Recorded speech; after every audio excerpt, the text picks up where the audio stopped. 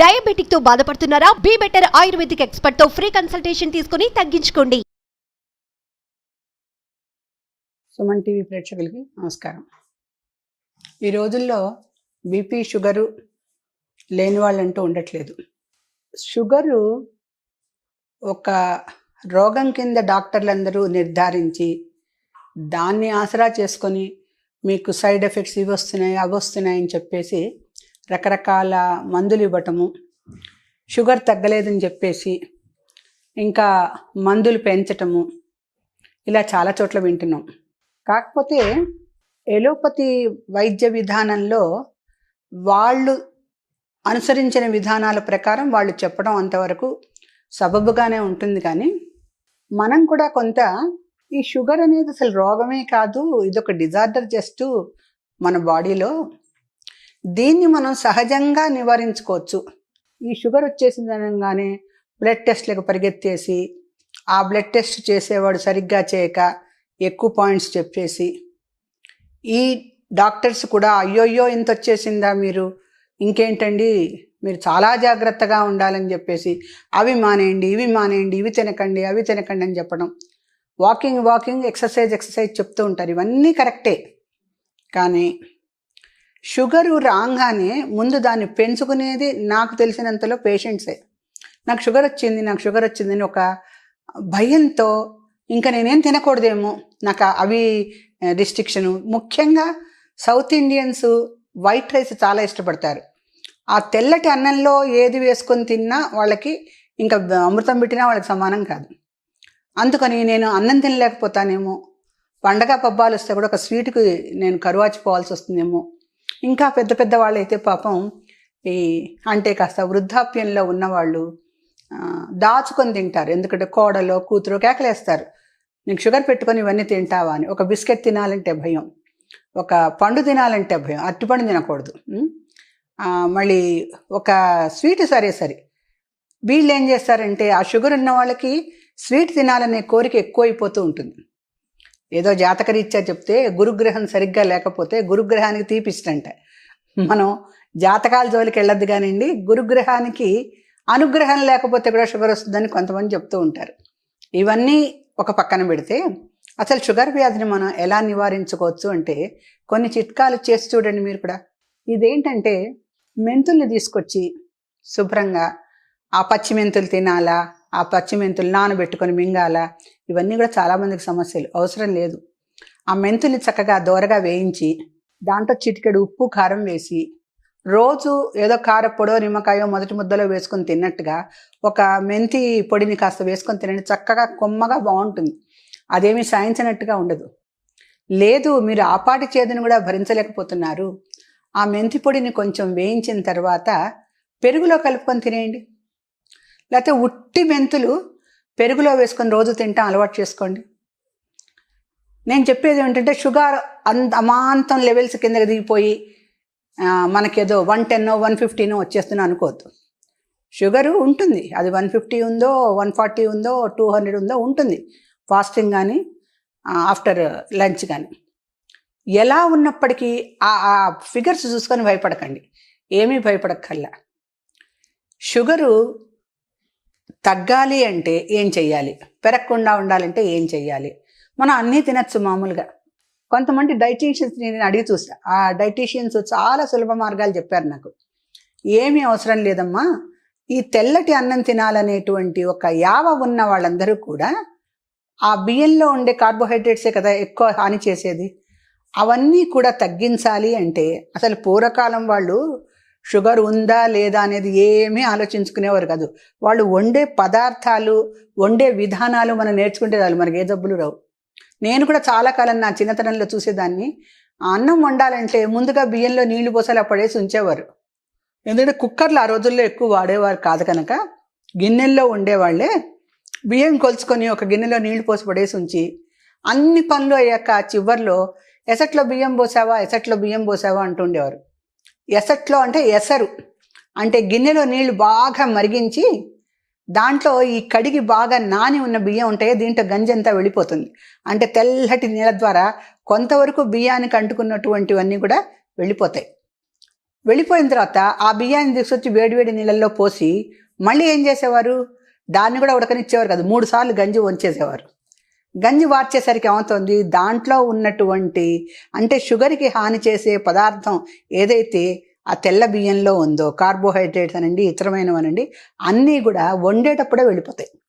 అంటే బలంగా ఉండాలి అనుకునే వాళ్ళైతే ఈ ఆహారం తినటం వల్ల కొంత నష్టపోవచ్చు, కానీ అయినప్పటికీ కూడా దాంట్లో ఉండే పోషక పదార్థాలు దాంట్లో ఉన్నాయి.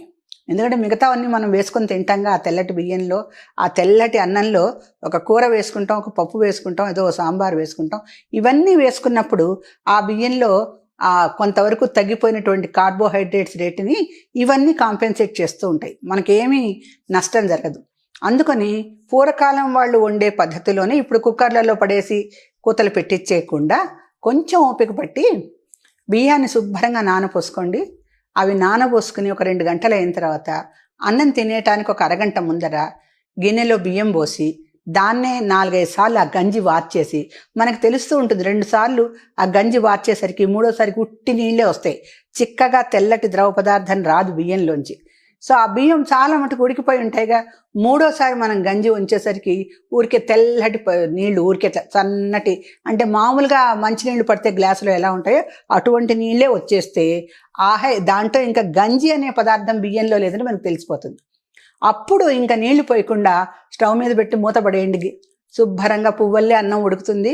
దాంట్లో ఏ పదార్థం వేసుకు తిన్నా, అయ్యో మీరు చపాతీలు పెట్టండి, లేదంటే 25 గ్రామ్స్ కుక్డ్ రైస్ పెట్టండి, ఇటువంటివి చెప్తూ ఉంటారు డాక్టర్లు. అది కష్టం ఎవరికైనా. ఒక 250 గ్రామ్సో లేకపోతే ఒక 25 గ్రామ్సో వాళ్ళు చెప్పటము, అంతే పెట్టాలని చెప్పేసి మనం కొలతల ప్రకారం చేయటం చేస్తే కడుపు నిండా షుగర్ పేషెంట్ అన్నం తినలేకపోతాడు. తినలేకపోయిన తర్వాత అతనికి మాటిమాటికి ఆకలేస్తుంటే ఎవరినైనా అడగాలంటే మొహమాట పడుతూ ఉంటారు. కూతురు అవ్వచ్చు, కోడలవచ్చు, భార్య అవ్వచ్చు, నిమిషానికి వీళ్ళకి ఆకలేస్తుందా అంటే వాళ్ళు ఏం పెడతారు, వీళ్ళు ఏం తింటారు. కడుపు నిండా అన్నం పెట్టచ్చు. ఈ గంజివార్ చేసిన అన్నం శుభ్రంగా వాళ్ళకి పెట్టి ఎక్కువ నూనె పదార్థాలు లేకుండా కూరలు అవి వండి పెడితే వాళ్ళకి చాలా మటుకు, నేను మళ్ళీ చెప్తున్నాను, షుగర్ లెవెల్స్ ఏమీ డౌన్ అయిపోవు, పెరగవు కనీసం. అంటే రాను ఇప్పుడు ఈ మెంతి పొడి ఒకటి చెప్పుకున్నాము, అన్నము గంజివార్ చేసిన అన్నం ఒకటి చెప్పుకున్నాం. 3వది ఏంటంటే పొద్దునే లేవంగానే ఒక మెంతి కూర కట్ట తీసుకొని దాన్ని శుభ్రంగా కడిగేసి గ్రైండర్లో ఆ మెంతి ఆకులు వేసేసుకొని ఒక చిన్నపాటి కాకరకాయ దాంట్లో వేసుకోండి. లేదంటే 2 మనకి ఇవన్నీ ఈజీగా మార్కెట్లో దొరికేవే. కాకరకాయ ఏమంత ఖరీదు కాదు, మెంతి కూర ఏమంత ఖరీదు, మనం పెట్టే ట్యాబ్లెట్స్లో 4వ వంతు రేట్లు ఇవన్నీ. శుభ్రంగా అవి తెచ్చుకొని ఒక అంత వేపాకు తెచ్చుకోండి. రోజుకి 2 వేపాకులు అంటే వేప రెమ్మలు అవి తీసుకొని దాంట్లో వేసేసి గ్రైండ్ చేసి వడగొట్టేసుకొని దాంట్లో నిమ్మకాయ రసం పిండుకొని తాగేసేయండి. అది సైన్స్ అన్నట్టుగా ఉండదు, ఏమీ వాంతి వచ్చేటట్టుగానే ఉండదు, ఈజీగా తాగేసేయచ్చు. ఒక్క గ్లాసుడు చేసుకొని తాగండి. లేదు ఒక కాకరకాయ, మెంతి కూర కాకరకాయ, లేదంటే మెంతి కూర వేపాకు, ఈ రకంగా చేయటం వలన మీకు షుగర్ తగ్గకపోతే అప్పుడు అడగండి. 2వది, ఈ ఆకుకూరలతో పాటు రకరకాలు వేసుకోవచ్చండి మనం. ఈ ఆకుకూరలతో ఒకరోజు 2 వేపరెమ్మలు, ఒకరోజు కాకరకాయ ముక్క అంతది, ఒకరోజు ఈ మార్కెట్లలో దొరుకుతుంది నేరేడు గింజల పొడి. ఇప్పుడు ఈ రోగాలు ఎట్లా పెరిగినాయో మనకి షాపులలో దొరికేవి కూడా అన్నీ అలాగే. డ్రై ఫ్రూట్స్, లేదంటే రకరకాల పళ్ళ విత్తనాలు, గుమ్మడి గింజలు అంటారు, తీయ గుమ్మడి గింజలు అంటారు, దోస గింజలు అంటారు, అన్ని రకరకాల గింజలు అమ్ముతున్నారు. ఇవన్నీ తినండి అంటున్నారు. పోనీండి, అవన్నీ కూడా తెచ్చుకొని తింటూ ఉంటే కొంతవరకు కడుపు నిండుతుంది. ఏదో షుగర్ వచ్చిన వాళ్ళు అవి తినకూడదు ఇవి తినకూడదు కూడా, ఇటువంటి పదార్థాలు తినటం వల్ల నష్టమేం లేదు. అలాంటి డ్రై ఫ్రూట్ షాప్స్లోనే నేరేడు గింజల పొడి అని అడగండి, చక్కటిది ఆయుర్వేదం షాప్స్లో దొరుకుతుంది. మామూలుగా ఈ డ్రై ఫ్రూట్ షాప్లలో కూడా చాలా మటుకు ఇస్తున్నారు. ఆ నేరేడు గింజల పొడి తీసుకొచ్చి పొద్దున్నే, ఇప్పుడు మనం 4 చిట్కాలు చెప్పుకున్నాం. 1 మెంతి కూర కాకరకాయ కలిపి గ్రైండ్ చేసి తాగటం, 1 మెంతి కూర వేపాకు రెమ్మలు 2 వేసుకుని గ్రైండ్ చేసి తాగటం, 3వది నేరేడు గింజల పొడి చెప్పుకుంటున్నాం. ఈ నేరేడు గింజల పొడి తీసుకొచ్చేసి కాస్త నీళ్ళల్లో వేసుకొని కలిపేసుకొని తాగేస్తే కొంతమందికి షుగర్ డౌన్ అయిపోయిన కేసులు కూడా విన్నాను నేను.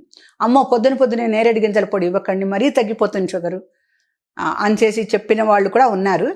అంటే క్రానిక్ పేషెంట్స్ ఉంటారు షుగర్లో, వాళ్ళకైతే అంత వెంటనే ఏమి దిగిపోదు, మినిమంలోకి వస్తుంది. కనీసం 200 300 ఉన్న వాళ్ళకి 150 140 వస్తుంది. మెల్లిమెల్లిగా మనకి చెప్పిన ఫాస్టింగ్ రేట్ 90 to 110 ఉంది కదా, అక్కడ దాకా రాకపోయినా 110కి కొంచెం 10-15 ఎక్కువ ఉంటుంది. డాక్టర్ దగ్గరికి వెళ్తే కూడా ఏం భయపడక్కర్లేదమ్మా, ఆ మాత్రం ఉండొచ్చు మీ వయసుని బట్టి అని చెప్తూ ఉంటారు. అందుకని షుగర్ వచ్చింది అనగానే ట్యాబ్లెట్ల వెంట, డాక్టర్ల వెంట, రక్త పరీక్షల వెంట, ల్యాబులన్నీ కూడా రకరకాలుగా కమర్షియల్ అయిపోయినాయి. మెషిన్స్ రకరకాలుగా కమర్షియల్ అయిపోయినాయి.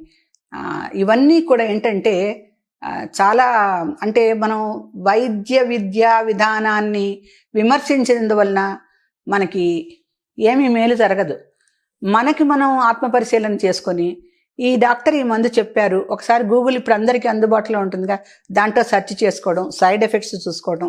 అలాగే ఈ ట్రీట్మెంట్కి ఇదేమిటి అంటే కూడా గూగుల్లో బ్రహ్మాండమైన మందులు ఇస్తూ ఉంటాడు. అంటే ఆయుర్వేదం ఇస్తాడు, హోమియో ఇస్తాడు, ఎలోపతి ఇస్తాడు. ఒకసారి ఆయుర్వేదాన్ని కూడా మీరు కొట్టి చూసుకోండి, మీకు ఇప్పుడు నేను చెప్పినవన్నీ తప్పకుండా కనిపిస్తాయి. ఎందుకంటే ఇవన్నీ కొన్ని వాళ్ళు తీసుకొని షుగర్ తగ్గించుకున్న వాళ్ళు నాకు చెప్పారు. నేను కూడా సాధారణంగా షుగరు రాని రాకపోని, ఉండని ఉండకపోని అని ముందు జాగ్రత్త చర్యగా ఈ రసాయనాలు తాగటం వల్ల నష్టమే ఉంది అని చెప్పేసి ఇప్పుడు నేను మీకు చెప్పిన విధానాలన్నీ నేను కూడా పాటిస్తూ ఉంటాను. సో నాకు ఇంతవరకు ఎప్పుడూ షుగర్ పెరగలేదు, అలా అని తరగలేదు, బాగానే ఉన్నాను. ఇవి తాగటం వలన ఒక్క షుగర్కే కాదు, మిగతా కాలేయ పరిస్థితులు కానీ, రక్త ప్రసరణలో కానీ చాలా చాలా మంచి మార్పులు ఉంటాయి. ఇది తాగటం వల్ల వెంటనే షుగర్ తగ్గిపోయింది, నేను చాలా హాయిగా ఉన్నాను అని తీసుకుంటే, తాగేటప్పుడు ఔషధం జాహ్నవీ తోయం వైద్యో నారాయణో హరిహి. ఆ వైద్యుడు ఆయుర్వేద వైద్యుడు అవ్వచ్చు, ఇంకేదైనా కూడా వైద్యుడు అవ్వచ్చు. ఎవరైనప్పటికీ కూడా ఒక్కసారి ఆ మంత్రబలంతో, ఆ మంత్రపూతమైనటువంటి మందుని తాగండి.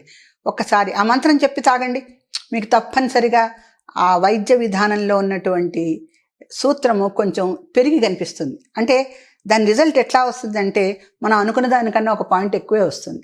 ఆ రకంగా అన్నం తినేటప్పుడేమో గంజి వార్చుకోండి, పొద్దున్నే లేచినప్పుడు నేను చెప్పినటువంటి మెంతికూర, కాకరకాయ, మెంతికూర, వేపాకు, అలాగే నేరేడు గింజల పొడి, ఈ మూడిట్లలో ఏదో ఒకటి ఒక్క నెల రోజుల పాటు తాగి చూడండి, తప్పకుండా మీకు ఫలితం కనిపిస్తుంది. చేసి చూడండి. నమస్కారం.